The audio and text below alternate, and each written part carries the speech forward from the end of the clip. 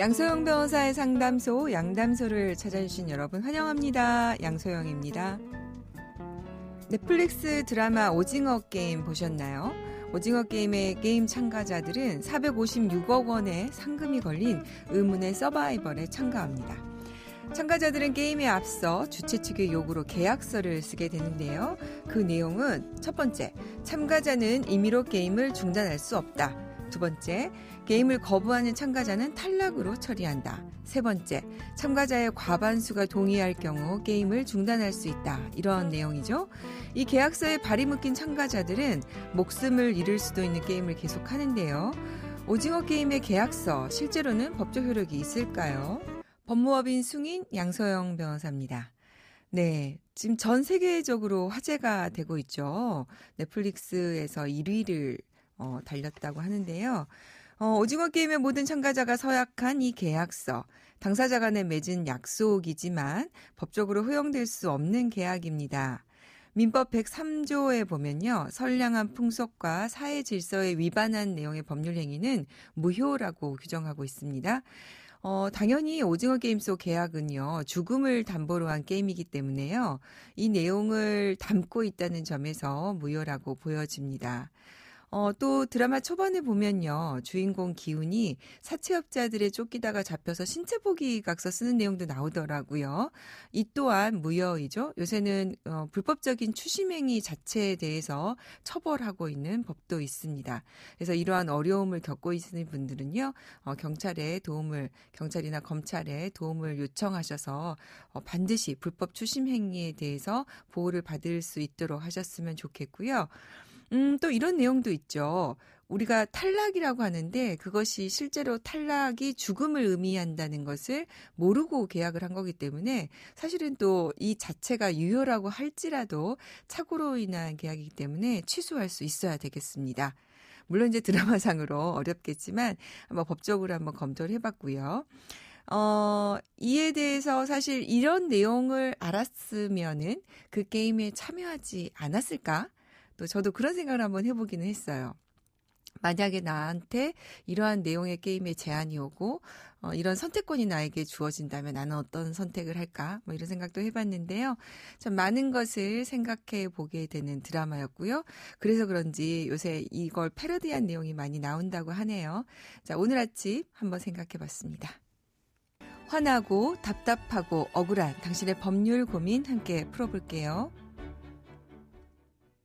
오늘은 하나은행 100년 리빙 트러스트 센터 배정식 센터장님과 함께 하겠습니다. 안녕하세요. 네, 안녕하세요. 배정식입니다. 오징어 게임 보셨어요? 네, 재밌게 봤습니다.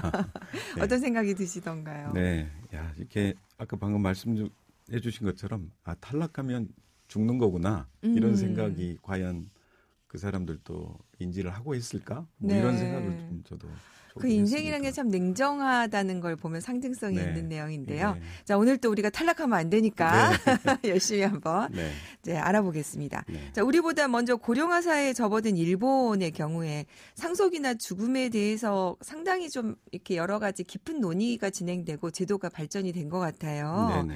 그래서 센터장님도 이런 문제를 살펴보러 일본에 자주 가셨다면서요? 네, 아무래도 코로나 전에는 일본에 이제 그 전문 기관들이 많기 때문에 방문을 해서 같이 함께 연구를 하고 있습니다. 아, 네. 네.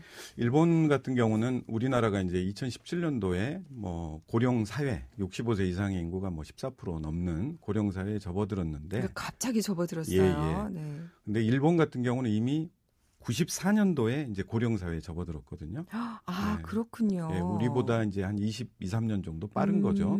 그러다 보니까 이제 고령자분들이 아무 준비 없이 갑자기 돌아가셨을 때 상속 분쟁이라든지 노후 관리 문제 이런 것들이 우리가 배워야 될 부분들이 좀 많이 있는 것 같습니다. 네.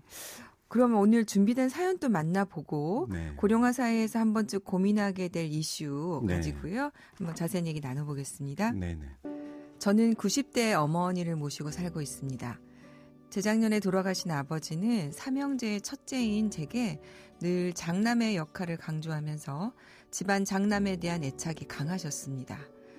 아버지는 유독 저를 아끼셨죠. 집안의 장손이라며 늘 품에 품어주셨고 커서도 저를 제일로 여기셨습니다. 아버지는 돌아가시기 전 유언장을 쓰셨는데요. 당신 재산 중 가장 아끼는 건물을 제게 물려주고 상속 집행자도 저를 지정해 놓으셨습니다. 하지만 아버지가 돌아가신 후 저는 유언장 집행을 하지 못했습니다. 두 동생들에게 아버지의 유언을 꺼내기 어려웠습니다. 결국 3분의 1로 나눠서 형제가 공동상속을 했죠. 어머니께서는 지금도 이 일을 말씀하시면서 지금 살고 있는 집만큼은 장손인 제게 주겠다고 유언장을 쓰고 싶어 하십니다. 집만큼은 꼭 제 이름으로 하라고 어머니가 신신당부하시는데요.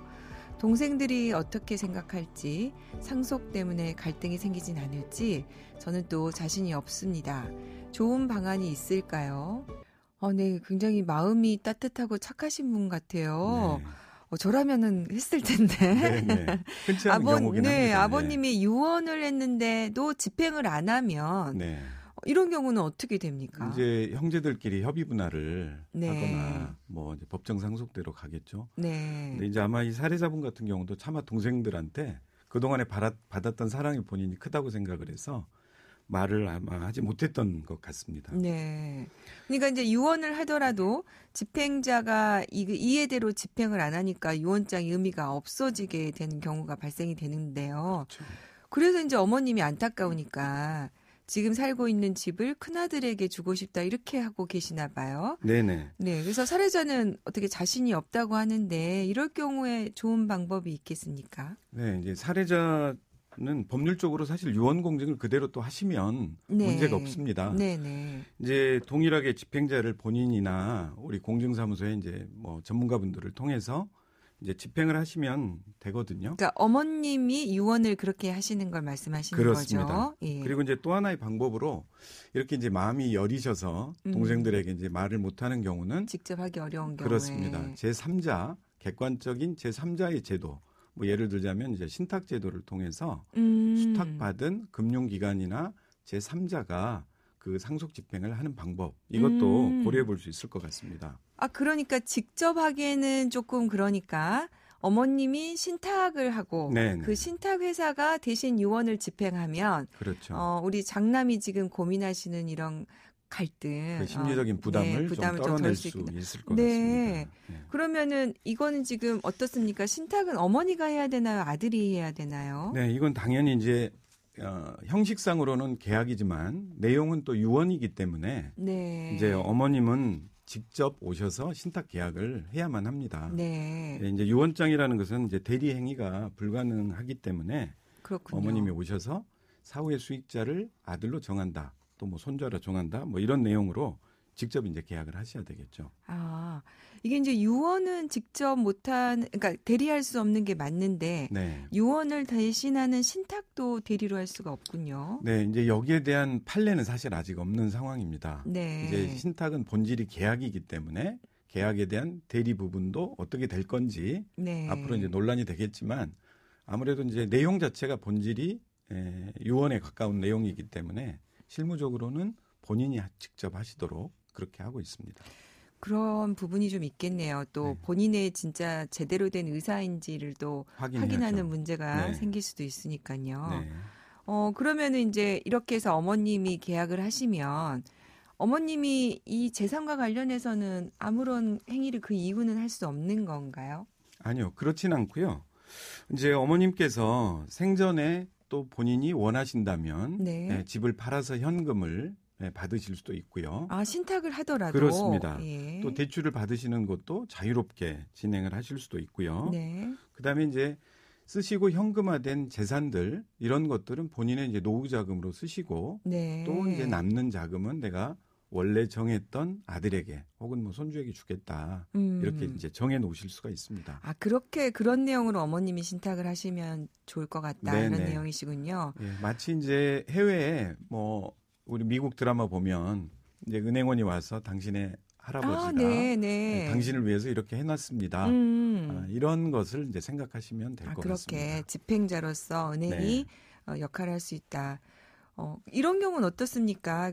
실제로 그냥 어머님이 바로 증여를 해도 상관없는 거긴 한데요. 네네. 그렇습니다. 아들에게 장손에게 재산을 뭐 주는 방법은 증여도 가능할 것 같습니다. 네. 그런데 이제 장손 같은 경우 집이 있다면은 또 다주택자로서 보유세 부담이 될 거고 당장 그게 문제가 되겠군요. 그렇습니다. 예. 또 이제 증여세라든지 취득세도 납부를 해야 되기 때문에 이제 세금적인 부분도 좀 감안을 해야 될 것 같습니다. 그러게요. 지금 증여로 인한 경우 취득세가 굉장히 가중되어 있기 때문에 네. 그 부분이 좀 문제가 되겠네요. 네. 그 실제로요. 또 절세 때문에 미리 증여를 하신 경우도 있잖아요. 상속세보다는 증여가 나을 것 같다 이렇게 해서. 네. 그럴 경우에 또 노후에 제대로 재산권 행사를 못하는 부모님이 있으시잖아요. 그렇습니다. 그러니까 증여한 경우는 또 이 경우가 문제가 돼서 네네. 이럴 경우 신탁이 대안이 될 수 있을까요? 그렇습니다. 이제 절세 때문에 증여를 하지만 노후에 대한 자금 관리, 뭐 대비 문제가 좀 부족해질 수 있거든요. 네. 이제 그런 경우에 꼭 절세만 생각할 게 아니라 본인의 노후라든지 뭐 재산에 대한 관리, 뭐 이런 것들도 신탁을 통해서 같이 좀 방법을 찾을 수 있을 것 같습니다. 실제로 이제 저희가 증여를 해서 집을 줬는데 이제 부모님이 생활비가 없으셔서 네. 전세라도 내서 내가 그걸 좀 돈을 빼주면 나 네. 그걸로 좀 살겠다 이렇게 했는데 네. 자녀가 거절했다고 예. 증여를 취소할 수 있냐고 상담 오신 분이 계시거든요. 그렇죠. 예. 근데 이런 걸 생각을 해보면 이런 처분 내용을 정해서 신탁을 하는 게 대안이 될 수가 있겠네요. 네. 자, 오늘 또 좋은 정보 감사합니다. 네, 네, 고맙습니다. 오늘은 하나은행 배정식 센터장님과 함께했습니다. 양소영 변호사의 상담소 양담소는 내일 또 문을 엽니다. 끝곡 장필순의 10월 들려드릴게요. 양소영이었습니다.